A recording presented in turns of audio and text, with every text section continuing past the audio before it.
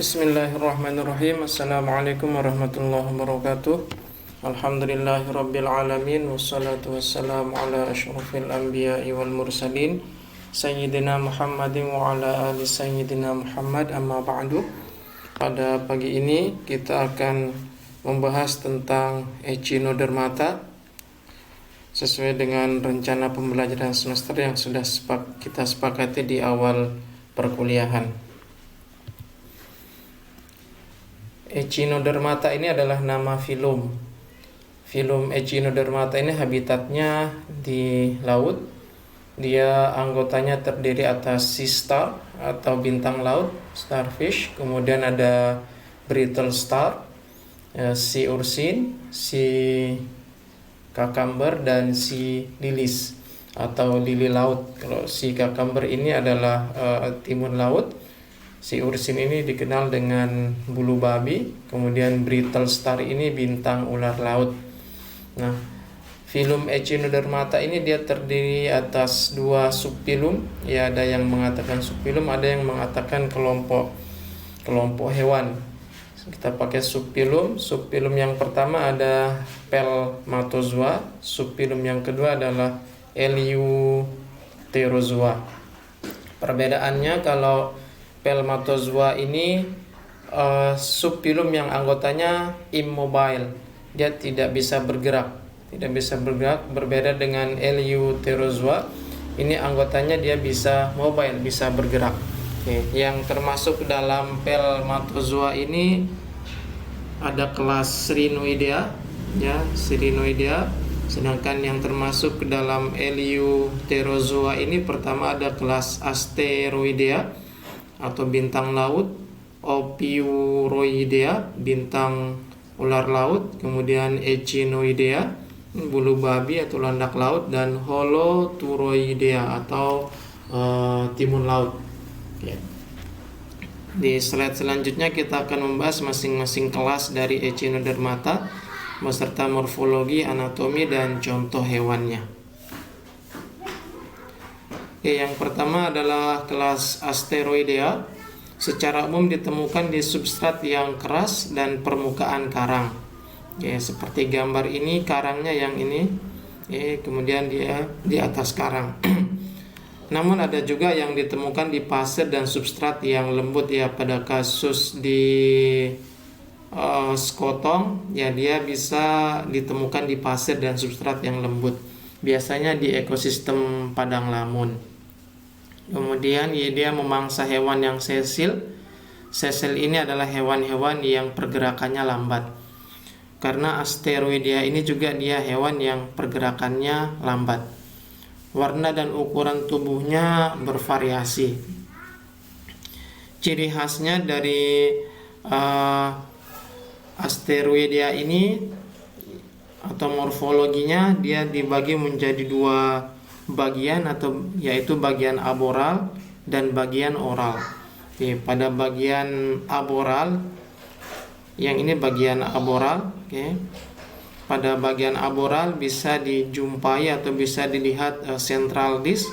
Central disc ini semacam lingkaran, berbentuk lingkaran di bagian aboralnya. Kemudian ada juga anusnya di bagian aboral. Ada madreporit. Madreporit ini adalah lubang untuk masuknya air. Kemudian ada lengan. Biasanya lengannya kasar dan berduri, namun ada juga yang tidak memiliki duri. Kemudian ada Pedicelaria. Ya, ini Pedicelaria, dia seperti tang, ya. Dia berfungsi sebagai rahang, merupakan manipulasi dari otot. Fungsinya ini untuk menjaga permukaan tubuh dari kotoran atau debris, dan kadang-kadang untuk menangkap makanan. Ini yang madreporit tadi, penghubung dengan sistem pengangkutan air di dalam tubuh. Yang bagian gambar B ini adalah di bagian ujung ada durinya seperti ini, spine. Dan ini Pedicelarianya yang ini, yang seperti tang ini. Ya, ini memperlihatkan bentuk Pedicelaria. dan spine duri pada lengannya Asteroidea. Bagian kedua adalah bagian oral. Kalau ada kata oral berarti di situ ada bagian mulut. Oke. Yang bagian oral yang ini, kemudian mouthnya ini, mulutnya tepat di tengah. Jadi ini lengannya ada saluran-saluran dan dia berpusat di mulut. Oke, yang ini. Kemudian ada lekukan ambulakral. Ambulakral ini adalah kaki tabung. Ya, lekukannya yang ini. Yang ini lekukan ambulakral. Ya. Kemudian ada kaki tabung. Kaki tabungnya yang ini, tube feet. Ya, yang bentuknya seperti tabung sehingga disebut dengan nama kaki tabung. Oke. Kemudian ada tentakel. Ini sensory tentakel. Ini untuk mengetahui posisi mangsa. Ini sayurnya. Ekskresi dan respirasi. Cuci tangan nih pakai sabun dulu yuk. Xylem ini atau rongga tubuh, dia berisi cairan yang mengandung amoebosit. Amoebosit, cairan ini dia membasahi organ-organ dalam dan mengisi papula. Papula ini insang yang ada di epidermis. Nah, adanya silia ini berperan untuk mensirkulasi cairan di dalam tubuh ke dalam papula. Sedangkan pertukaran gas respirasi dan ekskresi ini secara difusi melalui dinding tipis papula, insang, dan kaki tabung. Oke. Jadi ekskresinya dan respirasinya dengan cara difusi atau pertukaran secara sederhana lewat papula atau insang yang ada di epidermis dan lewat kaki tabung. Nah, beberapa zat sisa ini dimakan kembali oleh coelomosit dan dikeluarkan melalui papula atau kaki tabung. Nah, sekali lagi ini adalah kaki tabungnya tadi yang ini. Dari sinilah terjadinya ekskresi dan respirasi. Sistem pengangkutan air ini salah satu fungsinya adalah untuk lokomosi atau pergerakan. Jadi kalau tidak ada air yang masuk ke dalam tubuhnya, echinodermata ini tidak bisa bergerak, kaki tabungnya tidak bisa bergerak. Kemudian pengangkutan air juga berperan untuk sirkulasi makanan, untuk respirasi dan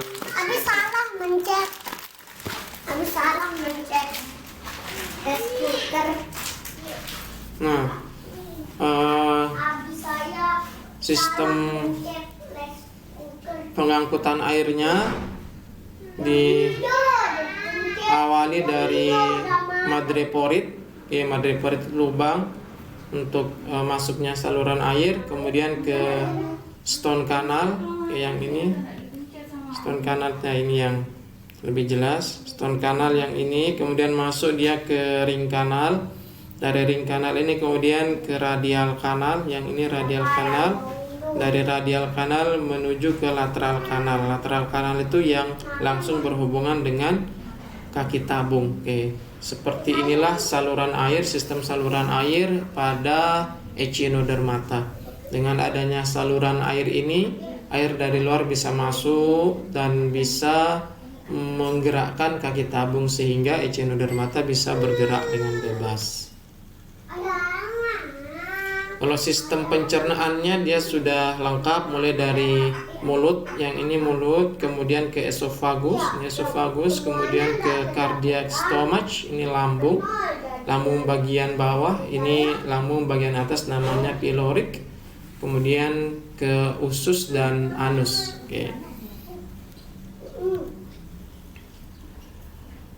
Ini gambar dari buku referensi yang menunjukkan yang gambar A ini nama spesiesnya Orthasteria squehleri, dia sedang eating a clam. Ini dia sedang memangsa kerang. Kemudian yang gambar B ini Pycnopodia heliantoides, dia ini memangsa bulu babi. Nah, ini ada keterangan spesies ini, this sea star has 20 to 24 arms. Jadi dia memiliki 20 sampai 24 lengan, dan panjang diameter lengannya bisa mencapai 1 meter diameternya. Ya, jadi sangat besar. Sistem hemal atau sistem peredaran darah ini berperan untuk mendistribusikan nutrien. Sistem hemal ini dia bersebelahan dengan sistem pengangkutan air dari madreporit seperti yang saya jelaskan tadi. Dan ini adalah sistem hemalnya yang warna ungu ini.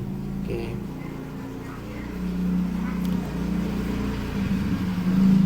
Mengenai sistem saraf, dia ada tiga unit. Sistem ektoneural yang pertama dia terletak di oral dan fungsinya untuk mengkoordinasikan atau mengatur pergerakan kaki tabung. Yang kedua sistem hiponeural, dan yang ketiga adalah sistem aboral.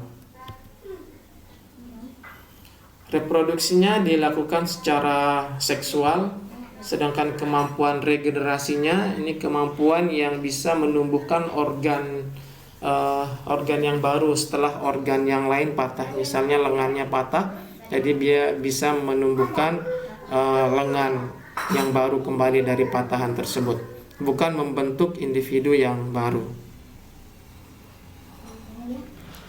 Nah, kelas yang kedua adalah kelas Ophiuroidea atau nama lainnya bintang ular laut. Perbedaannya dengan bintang laut, pertama lengannya lebih panjang dan pergerakannya jauh lebih cepat dibandingkan bintang laut. Oke. Ya, seperti yang ini lengannya sangat panjang. Ya, dia memiliki duri-duri juga. Kemudian lengan ini meruncing dan bersegmen-segmen. Kalau tadi bintang laut dia tidak meruncing dan tidak memiliki segmen.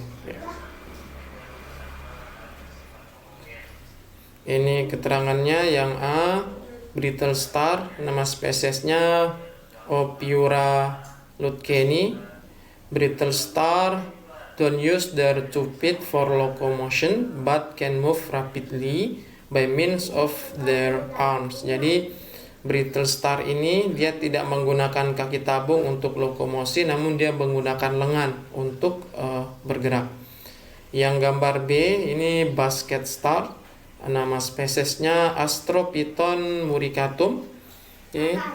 Basket stars extend their many branch arm to filter feed. Dia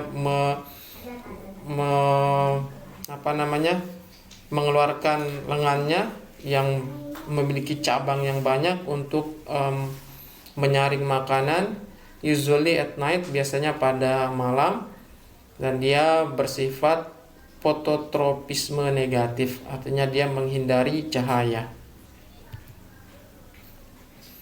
Ya, ini gambar lengannya, ini bagian oralnya. Bagian oralnya dia ada mulut dan ada madreporit. Ini perbedaan yang selanjutnya dari bintang laut. Kalau tadi bintang laut itu madreporitnya ada di bagian aboral, sedangkan yang bintang ular laut madreporitnya ada di bagian oral bersebelahan dengan mulut. Kemudian ini adalah lengannya, ini duri-durinya, dan ini adalah segmen-segmennya. Ya, ini gambar lengan bintang ular laut yang ditemukan di Batu Layar, ya, lokasi praktikum virtual pada tahun ini. Ini adalah lengannya, kemudian ini durinya. Jadi lengannya bisa berwarna-warni, durinya pun juga bisa berwarna-warni. Ini dokumentasi di tahun 2019. Jadi mulutnya jauh di dalam karang, di dalam bebatuan, yang keluar adalah lengannya saja yang terlihat. Kelas yang ketiga adalah kelas Echinoidea atau bulu babi atau landak laut. Kalau kelas Echinoidea ini dia tidak memiliki lengan, namun diganti dengan pita-pita yang berasal dari bagian oral sampai ke anus. Nah, pita-pita tersebut berperan sebagai ambulacral area yang berisi kaki tabung. Jadi kaki tabungnya di pita-pita ini pita-pitanya. Oke. Jadi ada semacam alur-alur, disitulah tempat madreporitnya.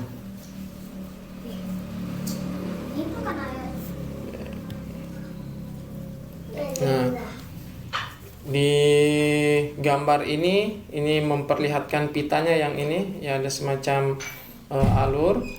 Oke, disinilah kaki tabungnya. Kemudian ini juga terlihat ada alur-alurnya. Ya, ini di habitat aslinya dia kadang bersembunyi di dalam karang, yang terlihat adalah duri-durinya. Ya, duri-durinya juga warnanya beda-beda. Kalau ini ada warnanya pink, ada yang warnanya hitam, ada yang putih. Nah, ini dia bersembunyi di dalam karang. Ini dokumentasi di tahun 2020. Kelas keempat adalah kelas Holoturoidea. Kelas Holoturoidea ini atau timun laut berbeda dengan kelas-kelas sebelumnya. Kalau ini dia seperti timun, makanya dia disebut dengan timun laut. Dia dinding tubuhnya memanjang secara lateral dari oral sampai ke anus tanpa duri dan tanpa adanya lengan. Oke. Tubuhnya ini lentur karena dia tersusun atas osikel yang tipis. Lokomosinya dengan kaki tabung yang memiliki saker. Ini tube feednya yang ini. Ya, ini tube feednya, kaki tabungnya yang memiliki saker. Saker itu untuk melekat. Di bagian oral dia memiliki tentakel. Ini bagian oralnya, ada tentakelnya yang ini. Tentakel yang merupakan modifikasi dari kaki tabungnya. Ya. Terus madreporitnya ada di bagian dalam, berbeda dengan kelas sebelumnya yang madreporitnya di bagian luar. Kalau ini di bagian dalam. Kemudian untuk respirasi dan ekskresi ada namanya pohon respirasi. Pohon respirasi ini yang ini. Dia berbentuk seperti pohon, makanya disebut dengan nama pohon respirasi dan ekskresi. Ini contoh spesiesnya. Sclerodactyla, Parasticopus dan kuku Maria. Ini kelas yang terakhir, kelas Serenoidea atau brittle star, lili laut. Ya, dia memiliki 5 lengan yang bercabang pada bagian dasar dan memiliki pinula. Oke, ini lengannya, kemudian dia mengalami percabangan. Ini lengannya. Oke. Lengannya dan memiliki pinula. Pinula ini semacam bagian-bagian halus, lembaran-lembaran halus yang keluar dari lengan. Oke. Duri, madreporit dan pedicelaria dia tidak ada. Nah, lakukan ambulakra bersilia di bagian permukaan oral dengan tentakel seperti kaki tabung untuk mengambil makanan. Contohnya Antedon dan Comanteria. Namun sayang Serenoidea kemarin tidak bisa kita temukan pada saat praktikum virtual. Oke, ini yang bisa saya sampaikan. Kurang lebihnya saya mohon maaf. Assalamualaikum warahmatullahi wabarakatuh.